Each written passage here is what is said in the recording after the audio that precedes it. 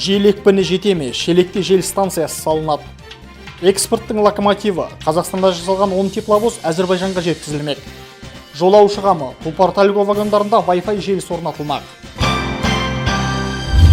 Мемлекет басшысы осы аптада Қазатом өнеркәсіп акционерлік қоғамының басқарма төрағасы Асқар Жұмағалиевті қабылдады. Ұлттық компания жетекшісі елбасына Қазатом өнеркәсіп акционерлік қоғамының негізгі мақсаттарын айқындайтын даму стратегиясы бекітілгенін баяндады.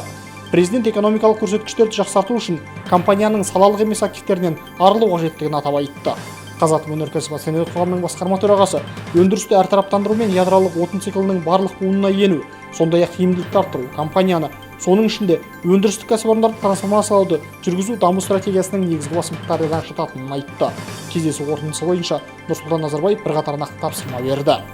То, что очень важно для Казатомпрома, это повышение эффективности производства, и здесь тоже определены конкретные цели. А третье, то, что совсем необходимо, это выведение непрофильных активов. И было отдельное поручение эту работу продолжать. Қазақстанда жасалған Evolution сериалы отарбалардың алғашқы легі Бакуге жетті. Электровоз құрастыру зауыты жыл соңына дейін осындай 10 тепловозды Әзербайжанға жеткізіп беруі тиіс. Қос елдің ұлттық теміржол компаниялары жалпы сомасы $350 миллион келісімшартын жасасқан. Қазақстанда жасалған отарбалар лизингке беріледі. Олар Транскаспий транзитінің екпінін ұлғайтуға жұмыс істеуі керек. Мәселен, таяуда Қытайдың Шихежи станциясынан шыққан контейнерлік пойыз Бакуге 5 тәулікте жетті. Жаңа жібек жолы аясында ашылған бұл бағдардың болашағы зор. Намат экспресс атты контейнерлік пойыз 3500 шақырымды 120 сағатта жүріп өткен. Алматы облысының Шелек ауданында жел станциясы салынады. Самұрық энергия акционерлік қоғамы Қазақстанның даму банкі мен Қытайдың мемлекеттік даму банкі аталған нысанның құрылысын қаржыландыру мәселесіне қатысты ортақ шешімге келді. Кәсіпорын қуаты алғашқыда 600 мегаватт, ал кейін келе 300 мегаваттқа дейін ұлғаюы керек. Сонымен қатар Алматы облысында жасыл энергетиканы дамытуға Қытайдың мемлекеттік даму банкі $120 миллион, ал Қазақстанның даму банкі $35 миллион көлемінде сайын бөледі.